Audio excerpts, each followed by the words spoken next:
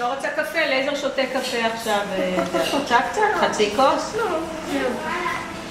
מים? אם אני אוכל חתיכה. כן. חצי כוס קפה? כוס תה? אני רוצה... אני אחתוך. לא, ככה לא חותכים. לי.